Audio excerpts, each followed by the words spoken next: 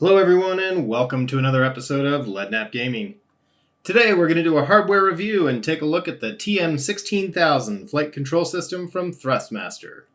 We'll specifically be talking about the physical characteristics, its performance in both Star Citizen and DCS, and cover why this might be the best budget stick out there. Stay tuned, because we're also going to talk about how you can get one for free. Systems activated. Systems on. To get started, we should first have a little lead history. When I started out with DCS, I realized quickly that you can't keyboard and mouse it.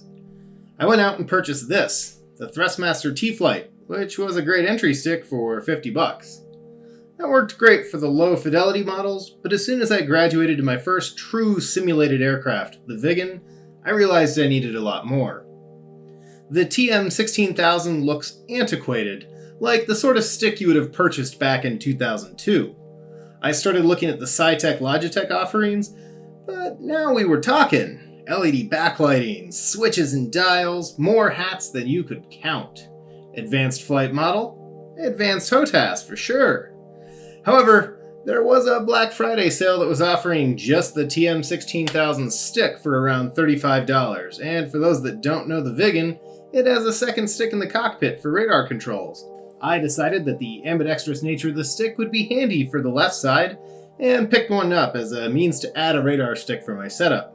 A few months later, the time finally came and I was ready to shell out the big bucks for a Sci-Tech setup. Probably the X52, since someone I work with had one and loved it. Still though, I got a little stuck because eventually the F-14 was going to come out, and dual-engine aircraft are less fun with a single-stick HOTAS. I wasn't quite sure I wanted to jump into the $250 range though for the X56, and I also went back and forth on if I was going to go the VR route. Setups like the X56, the Warthog, and others are fantastic until you realize you can't see your hands in VR. I fly with guys who've built muscle memory and hit these buttons as required, but I determined that if I went VR, I needed a HOTAS that I could do everything with my hands well, on the stick and the throttle. This brought the $150 X52 back into the limelight, but while looking at the TM16000 throttle, I determined that it actually offered more control options. Added bonus was that I already had the stick, so I could spend $80 and just grab up the throttle. The tracked throttle also seemed like it could offer me a much finer throttle control, which was a serious problem in the T-Flight's tiny rotary range. This is how the TM16000 ended up on my desk and as my primary flight control setup for almost 2 years. I took the time to explain that because, well, the TM16000 isn't much to look at. It's very easy to justify spending a few extra bucks and snapping up the X52. I've since moved on from my own TM16000 to an X56, and surprisingly that transition gave me an appreciation beyond what I already had of the TM16000. The X52 would have been a mistake, probably. Let's dive into the physical stuff, and this will probably all make a little more sense. I will make numerous comparisons to the X56, which should seem pretty cruel since they're arguably different levels, but I do think that the TM16000 is a competitor in that space. We'll start with the stick, and it does look like the stick of yesteryear, which is one of only a few flaws with this stick. The length of the stick matches PC sticks of the 1990s, but if you have smaller hands, that's actually a pretty fantastic fit. The palm isn't adjustable height-wise. For those of you with massive hands, the X52 could be a more attractive option on this front. This is frankly the only other hard con with this component. The stick comes with 2 finger rests for left or right side use, and the palm rest can be swapped. The single stage trigger has a nice audible click to it, and doesn't have a mushy pull. Put a pin in that because we're going to come back to all of that, but I want to continue on with the design, which is simple and looks it. But that simplicity never results in problems. Below the stick you have 12 buttons which are all shaped differently and give physical indications, which means if you slap VR goggles on your face, you can always find them with absolute ease. I likewise found that some functions were attached to the massive buttons closest to the base, while others like eject, I would tie to the smallest ones furthest away. The buttons look gimmicky, tacky even, but when you start using them, especially in VR, they feel really intuitive. You're also blessed with a slider here, which worked perfectly for adjusting the gain on the air-to-ground radar for my Bugden, or to control engine thrust in Star Citizen. The stick also offers a twisting Z-axis for rudder controls. Before we go over to the throttle though, we do have to give an honorable mention here to the TM16000's other great trick. It can be a HOTAS. Thrustmaster even sells this as a dual stick package, and HOTAS is a very expensive feature you're only going to get in the higher market segment, or accept some awkward left-handed stick controls. This is also part of the logic behind the simplicity of the stick, and we'll focus on that more in the Star Citizen segment. When it comes to the throttle, Thrustmaster only made 2 mistakes. It doesn't look impressive at all, but after 2 years with this throttle, I have an absolute disdain for the generic setups of every other throttle in the segment. On the inside face, there are 3 4-way hats and a button. Each of these is formed wildly different, which makes blind recognition easy. But more importantly, they're all placed in such a manner that your fingers naturally hit them. While the stick's controls might be simply placed, the throttle has what seems like hours of trial, error, and thinking behind their placement. The bland-looking bulk of the throttle assembly even falls in this line. It's remarkably comfortable for hours of putting your hand on it. You'll never accidentally move one of these hats trying to operate one of the others. Furthermore, while they don't look impressive, each direction of the hats is crisp and, more importantly, clear. Forward is forward, up is up. On Sci-Tech sticks by comparison, up is, well, sometimes up, but sometimes forward and up. There's a small degree of resistance here too, so you actually have the ability to fumble around the hat before you press it. Fumble the delicate hats on a Sci-Tech throttle and you're sending commands to the aircraft. The forward face of the throttle is even more impressive. A 2-command switch, 2 buttons, and a 2-stage stick are all present. This is one more feature over the X56, which has 2 buttons and a switch, and to be fair, the X56's stick is on the side, which on paper probably made more sense. However, for the TM16000, the switch location here is ideal, because your middle finger operates it, unlike the X56 where your ring finger does so. This was without question my air brake control, and such practice is quickly fading for me with the X56, since it's so much harder to use. The stick is also great on the front because left is left, not back like it would be if it were placed on the side. Likewise, the push command for the stick is just like a button, and easy to do with its big beefy pad. Compare this to the X56, and the axis of push for the stick is a little tricky. The small stick wobbles around as you go to push it in. Lastly, your pinky rests on a scroll wheel, which, unlike Sci-Tech units, is actually registered as an axis and not a 2-way switch. Not to beat a dead horse, but moving from the TM16000 to the X56, I realized that the specifics of how these controls were placed was so important, and it leaves me very unhappy with my X56. Another great feature of the TM16000 throttle is the rudder fly. This is the Z-axis of the throttle. It's huge, but it also stays out of the way when you don't go to use it. This was so useful that I actually held off buying the pedals until, ironically, I switched to the X56. My favorite use of this was actually when taxiing because it made steering super easy. You don't think it would be sensitive, but it really is. If you do have pedals and whatnot, this could also be mapped as 2 separate button entries. So with such a glowing review of the throttle, what are those 2 flaws I mentioned? Well, the first is a pretty low shot. It's not a dual throttle. If you manually start up jets in DCS with more than one engine, you're gonna have to do so with the mouse in game. This is a low shot because unless you step up to the almost out of budget segment for the X56, they're all single throttle units. The other flaw, however, is the sliding track for the throttle. It would be easy to say that the track concept is the issue, except half of the aircraft in DCS actually use track throttles and not rotaries, which includes the Bugden. The track actually protects you from lower quality because, for example, in the X56, unless you lock it down really tight, it'll drift over on its own, and you can't rest your hand on it as a result. With the track throttle of the TM16000, you could leave your hand on there all day. It's not going to go anywhere. The problem is simply the way the throttle is mounted to the track. Finite throttle control is non-existent.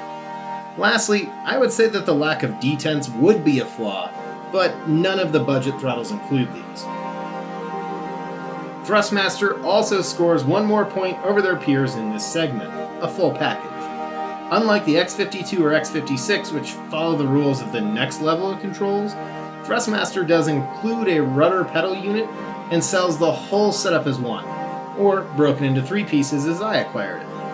I'm not going to spend much time here, but first off, the pedals are very close together, and as a man, that's not very comfortable to operate as a result. The distance is about the same as the brake and gas pedal in your car, which this pedal set does actually double for automotive sim racing pedals. This would be all fine, except normally you operate both pedals in your car with only one foot. I'm not blown away by the pedals, but as I mentioned, unless immersion is a key factor, save that money and skip the pedals. For DCS, the TM16000 is either the best HOTAS you can get or seriously limiting. In this case, I'm going to present a tale of 2 modules, the AJS-37 Viggen and the F-16C Viper. Both are single-engine aircraft, negating the need for that second throttle. The Viggen was designed around the old-school thinking of cockpit design, and as such in real life, has few HOTAS controls. For this reason, the TM16000 is the best HOTAS you could have for it. I'm going to display my control mapping for the Viggen here and leave it up for quite a while so you can make sense of it. I simply set the 2 buttons on either side of the stick head as modifier keys, giving me normal flight mode, a radar mode, and an extra mode for all the other controls. This worked fantastically, and the stick on the throttle worked for the EP13, RB05, and radar stick functions flawlessly. I went through a few different variations until setting on this scheme. However, when the F-16 module released, I finally had cause to move to a new HOTAS. The TM16000 will bite you when you transition to a module that was designed around the HOTAS concept. The F-16 is designed so that during high G maneuvers, the pilot can use their fingers on the stick and throttle to operate the entire avionics suite. This is where the single stick hat bites you. I had to translate throttle hats to perform DMS functions and trim. That ate 2 of the 3 hats, consuming 8 possible mapped functions. Worse, you had to remember which did which, violating the intuitive placement of these on the US Air Force's stick design utilized in the A-10 and F-16. Here's my F-16 mapping, and you can see how it lacks logical placements I had for the Viggen. This in turn sent me packing to the X-56, and had I not also been working on flying some dual-engine models, I would have probably made the X-52 an option here too. For DCS, you have to know what you're flying to decide which stick to go with, because, like I said before, if you're going to go into the modern generation, the X-52 might turn out the better option. Up to this point, I have intentionally neglected to cover one very important feature of the stick: stiffness. The TM16000 has a smooth pull and natural centered position. Not only did this translate to ease of use, but I also noticed in DCS that in the flight model it was uniform.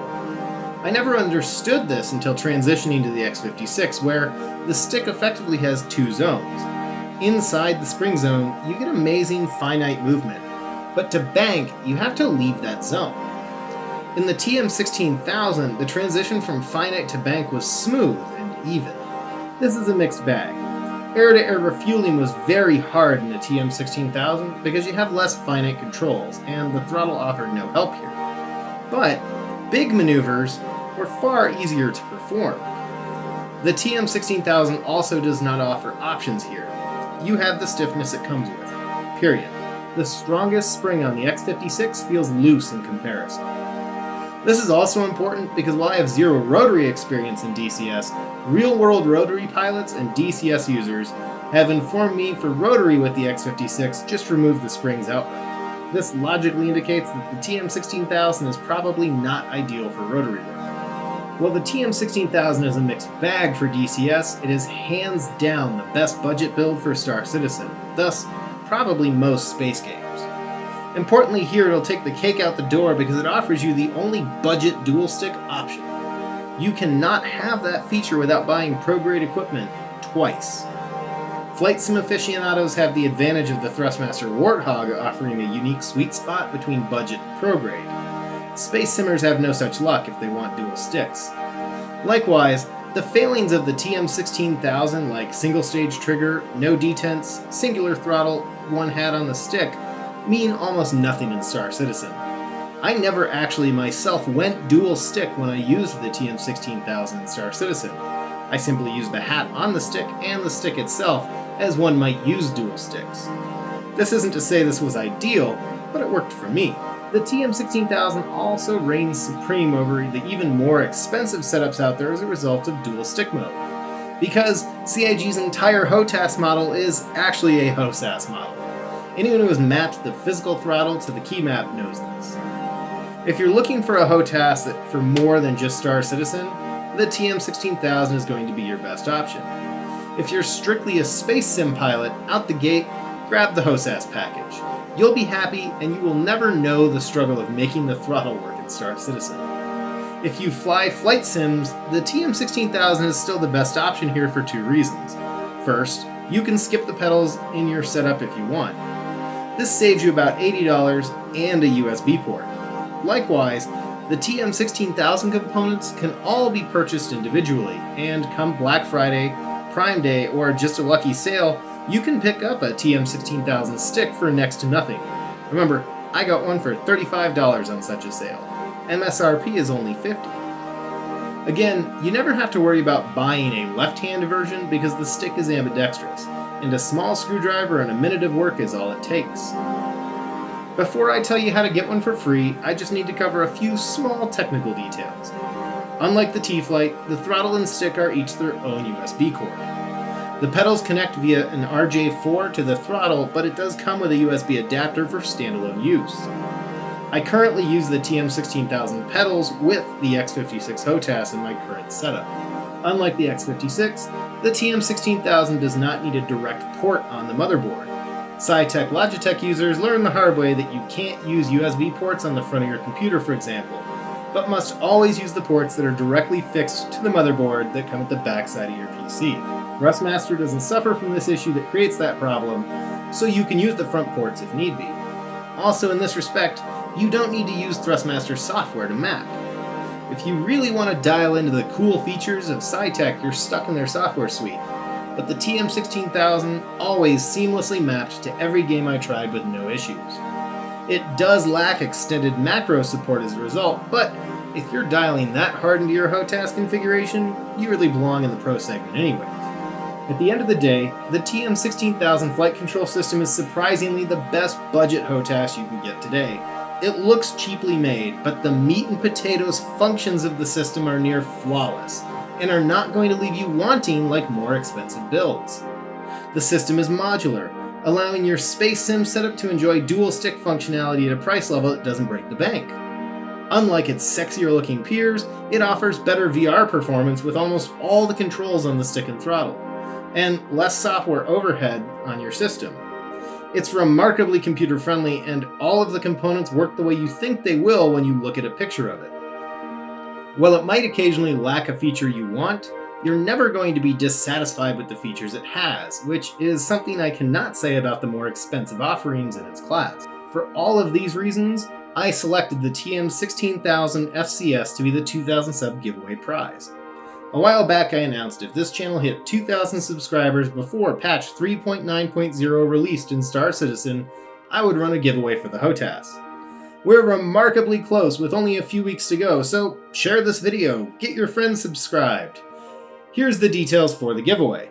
I am going to provide a brand new TM16000 FCS set without the pedals. This is shipping from Amazon.com, and the winner has the opportunity to select if they want the dual stick HOTAS or the stick and throttle HOTAS version. If the winner cannot be shipped to from Amazon, I will give them the cash value of the prize. That's also the case in the event that your country has import taxes, restrictions, so on and so forth. To win, you must be subscribed to the channel, and the winner will be selected from the comments made on videos since January 1st of this year. One comment per video is an entry, but you can comment on multiple videos to increase your chances. Previous winners of virtual goods from this channel are still eligible to win. As always, don't forget to like and share this video, subscribe if you haven't, and I will catch you all next time.